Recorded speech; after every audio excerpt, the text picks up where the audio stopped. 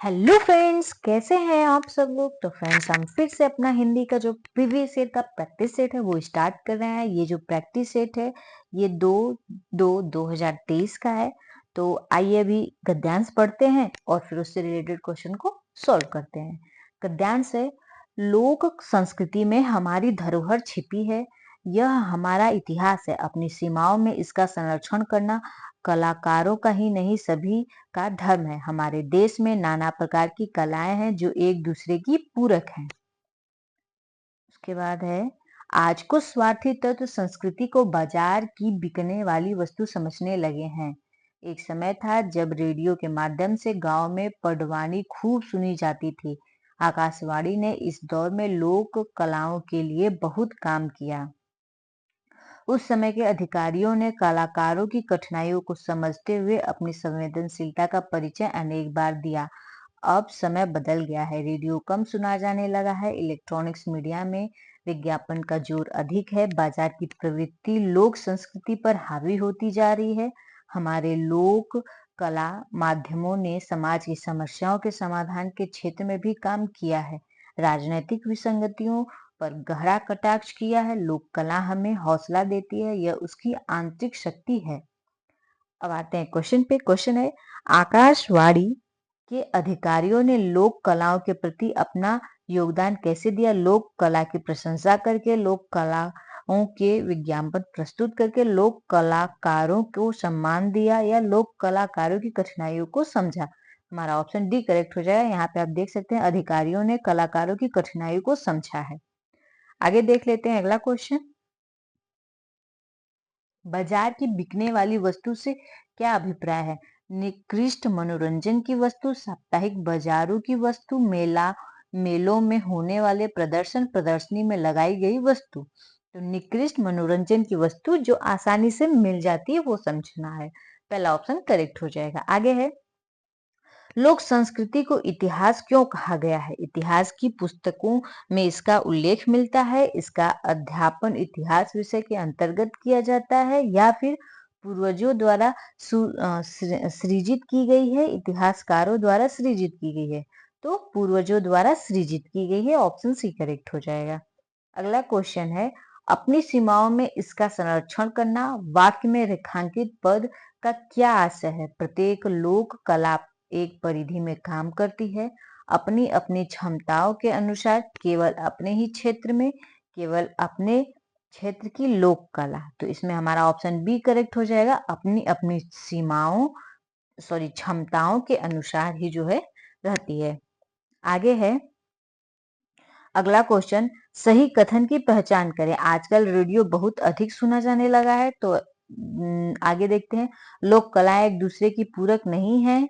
आकाशवाणी के अधिकारियों ने संवेदनशीलता का परिचय नहीं दिया। इलेक्ट्रॉनिक्स मीडिया में विज्ञापन का जोर है। तो यही ऑप्शन करेक्ट हो जाएगा। देख लीजिए यहाँ पे, यहाँ दिया है इलेक्ट्रॉनिक्स मीडिया। एक मिनट हम लोग देख लेते हैं। पहले तो यही है, संवेदनशीलता का परिचय अनेक बार दिया है, जबकि इसमें दिया है कि नहीं दिया है। रेडियो कम सुना जाने लगा है, ये भी ऑप्शन गलत है। इलेक्ट्रॉनिक मीडिया में विज्ञापन का जोर अधिक है, तो यही हमारा ऑप्शन करेक्ट हो जाएगा। इलेक्ट्रॉनिक मीडिया में विज्ञापन का जोर अधिक है। ऑप्शन डी करेक्ट है। आगे देखते हैं, गद्यांश में किस संचार माध्यम का उल्लेख हुआ है जिसके द्वारा लोक कलाओं का प्रचार प्रसार होता था। टेलीविजन के द्वारा, रेडियो के द्वारा, फिल्म के द्वारा या फिर समाचार पत्रों के द्वारा। तो रेडियो के द्वारा, ऑप्शन बी करेक्ट हो जाएगा। निम्नलिखित में अर्थ की दृष्टि से भिन्न शब्द की पहचान करें।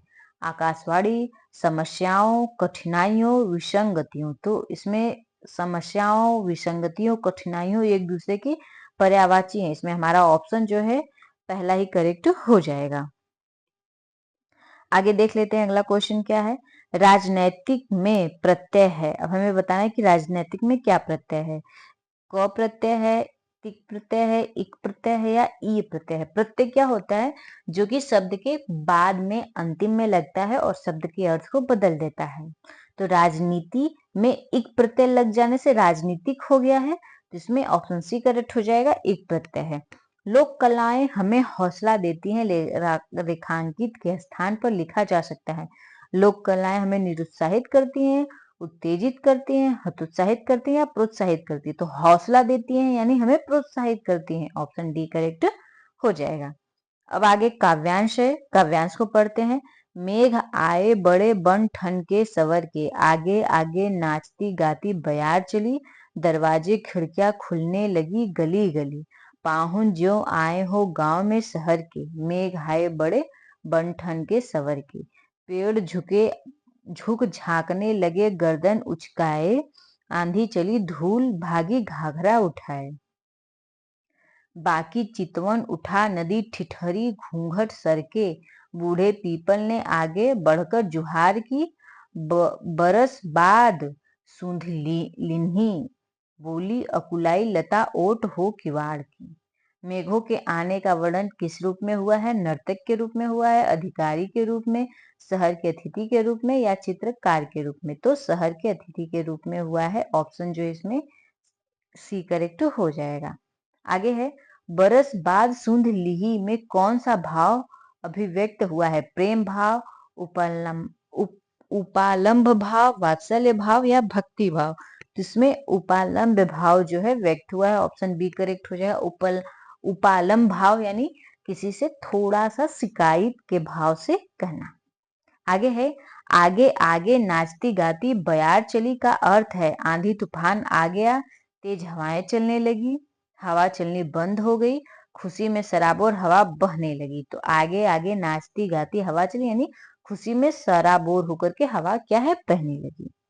आगे है जुहार का अर्थ है कुशल क्षेम पूछना, स्वागत सत्कार करना, पुनः आने के लिए कहना, आदर के साथ झुककर अभिवादन करना। तो जुहार की मतलब कुशल क्षेम पूछना। आगे है वाक्यांश में अकुलाई लता किसके प्रतीक के रूप में है? मुरझाई बेल के, थकी हुई प्रौढ़ा के वेल में, व्याकुल प्रियतमा के वेल में या सूखी पगडंडी के रूप में? तो सूखी पगडंडी के रूप में है।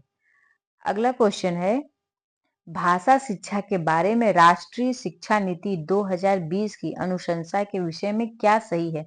सभी बच्चे अंग्रेजी माध्यम से सीखेंगे, जहां तक संभव हो पढ़ाई माध्यम की भाषा मातृभाषा या घर की भाषा हो, विद्यालय शिक्षा के अंत तक पढ़ाई माध्यम की भाषा के रूप में मातृभाषा घर की भाषा हो, विद्यालय में कक्षा 8 तक सभी बच्चों के लिए पढ़ाई माध्यम की भाषा राज्य की प्रमुख भाषाएं हो। तो नहीं, इसमें ऑप्शन सी करेक्ट हो जाएगा। विद्यालय शिक्षा के अंत तक पढ़ाई माध्यम की भाषा के रूप में मातृभाषा घर की भाषा हो। आगे देख लेते हैं अगला क्वेश्चन क्या है। बहुभाषावाद की निम्नलिखित नीति किस रूप में जानी जाएगी? सभी बच्चों की विद्यालय शिक्षा मातृभाषा में शुरू हो जाती है और विद्यालय के अंत तक कई भाषाएं जुड़ जाती हैं। बहुभाषावाद आधारित मातृभाषा, त्रिभाषा शिक्षा में अनेक भाषाओं का शिक्षण, भाषा शिक्षण का निमंजन उपागम। तो इसमें जो है हमारा ऑप्शन बी करेक्ट हो जाएगा, त्रिभाषा शिक्षण। अगला क्वेश्चन है भाषा के बारे में कौन सा कथन सही नहीं है? भाषा अस्मिता व्यक्त करती है, भाषा अस्मिता व्यक्त करती है, भाषा इतिहास का खजाना है, भाषा मानवीय ज्ञान में योगदान देती है, प्रत्येक भाषा की लिपि होती है। तो भाषा के बारे में कौन सा कथन सही नहीं है? हमें जो गलत है वही बताना है। भाषा अस्मिता व्यक्त करती है, तो यही हमारा ऑप्शन करेक्ट हो जाएगा।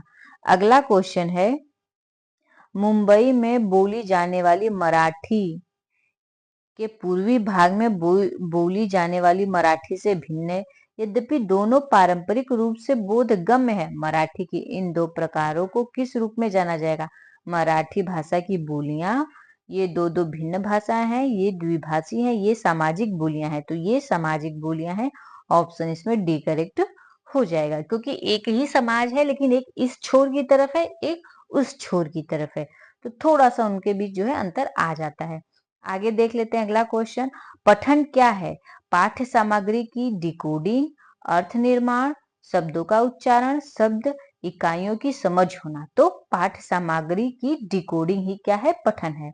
अगला क्वेश्चन है विद्यार्थी लेखन के कई चरणों से गुजरते हैं, इसे किस रूप में जाना जाता है? व्याख्यात्मक लेखन, लेखन का उत्पागम या फिर लेखन प्रक्रिया का उपागम, लेखन का रचनात्मक उपागम। तो लेखन का उत्पागम उपागम हो जाएगा, ऑप्शन बी करेक्ट। अगला क्वेश्चन है, पाठ्य सामग्री में व्याकरणिक तत्वों की ओर ध्यान दिलाना और अभ्यास के माध्यम से व्याकरण के नियमों की समझ देना क्या कहलाता है? प्रक्रियात्मक व्याकरण, घोषणात्मक व्याकरण, अनौपचारिक व्याकरण शिक्षण, व्याकरण अनुवाद विधि। तो अनौपचारिक व्याकरण शिक्षण इसे कहा जाएगा। आगे देख लेते हैं, अगला क्वेश्चन क्या है? काव्य शिक्षण का मुख्य उद्देश्य क्या है? मूल्य शिक्षा देना, भाषा के तत्व सिखाना, वाक्य रचना सिखाना, सराहना, बोध और आनंद। इसमें कौन सा ऑप्शन जो है करेक्ट हो जाएगा? तो काव्य शिक्षण का मुख्य उद्देश्य मूल्य शिक्षा देना। अगला क्वेश्चन है, कक्षा 8 के अध्यापक ने पर्यावरण पर पाठ पढ़ाया और 15 बिंदु में उसका सारांश प्रस्तुत किया। इन 15 बिंदुओं को उल्टा पुल्टा करके शिक्षार्थियों को दिया। शिक्षार्थियों ने इसे संबद्धता के आधार पर क्रम देना है। अध्यापक क्या करने का प्रयास कर रहा है? उल्टे पुल्टे वाक्यों वाला अभ्यास, अधिगम सामग्री का सृजन, पठन के लिए उप विषय का सृजन या व्यक्तिगत पठन को समुन्नत करना। तो व्यक्तिगत पठन को समुन्नत करना, ऑप्शन डी करेक्ट हो जाएगा। अगला क्वेश्चन है, भाषा अध्यापक ने सामाजिक विज्ञान और विज्ञान के अध्यापक के साथ मिलकर शब्द भंडार अधिगम गतिविधि तैयार की। शिक्षार्थियों को प्रत्येक विषय से शब्द लेने हैं और सभी विषय से थीम आधारित शब्द जाल बनाना है। इस उपागम को क्या कहेंगे? सामाजिक विज्ञान और विज्ञान हेतु भाषा, प्रयुक्ति आधारित भाषा अधिगम, भाषा के माध्यम से सामाजिक विज्ञान और विज्ञान सीखना। यही हमारा ऑप्शन सी करेक्ट हो जाएगा। अगला क्वेश्चन आता है, निम्नलिखित प्रश्न किस प्रकार के लेखन के अंतर्गत आएंगे? कल्पना करें कि आप एक कहानी का वृत्तांत सुना रहे हैं। उस दिन की घटना और अपनी भावनाओं को आधार बनाकर अपने मित्र को पत्र लिखें। वर्णनात्मक लेखन होगा, पत्र लेखन होगा, एक्स्ट्रापोलेटिव लेखन होगा या कल्पनात्मक लेखन होगा। तो ये कैसा लेखन हो जाएगा? ये कल्पनात्मक लेखन हो जाएगा, ऑप्शन डी हमारा करेक्ट हो जाएगा। आगे देख लेते हैं, अगला क्वेश्चन क्या है? अगला क्वेश्चन है, सतत और सार्वभौमिक मूल्यांकन क्या है? कक्षा के भीतर और बाहर प्रतिदिन की जाने वाली सभी गतिविधियों को शामिल करना, विभिन्न तरीकों से शिक्षार्थियों का सर्वाधिक आकलन, बिना किसी अंतराल के आकलन, कक्षा के शिक्षण और अधिगम का आकलन। तो इसमें हमारा क्या हो जाएगा? इसमें जो है सी ऑप्शन करेक्ट हो जाएगा कि बिना किसी अंतराल के आकलन, सतत और सारगर्भित मूल्यांकन यही है।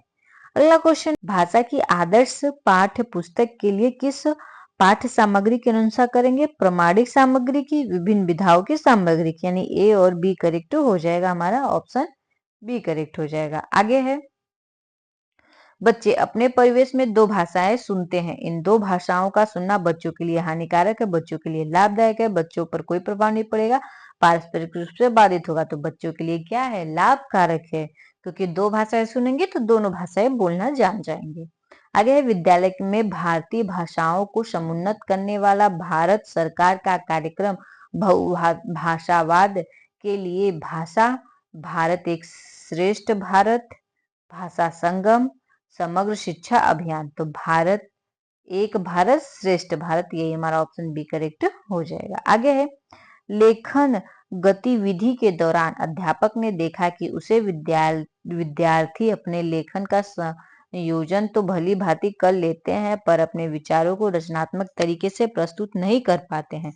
अध्यापक अपने विद्यार्थियों के विचारों को समृद्ध करने के लिए कौन सा आरेख रूप प्रयोग में लाने के लिए कह सकते हैं? फ्लो चार्ट, वेन आरेख, मानस चित्रण या माइंड मैप या KWL चार्ट। तो माइंड मैप, मानस चित्रण लाने को कह सकते हैं। तो आज के वीडियो में इतना ही दोस्तों, हम आपसे मिलेंगे अपने नेक्स्ट वीडियो में नेक्स्ट सब्जेक्ट या टॉपिक के साथ। अगर आपको ये वीडियो अच्छी लगी हो तो वीडियो को लाइक करिएगा, चैनल को सब्सक्राइब कर लीजिएगा, शेयर भी कर दीजिएगा और कमेंट भी जरूर करिएगा।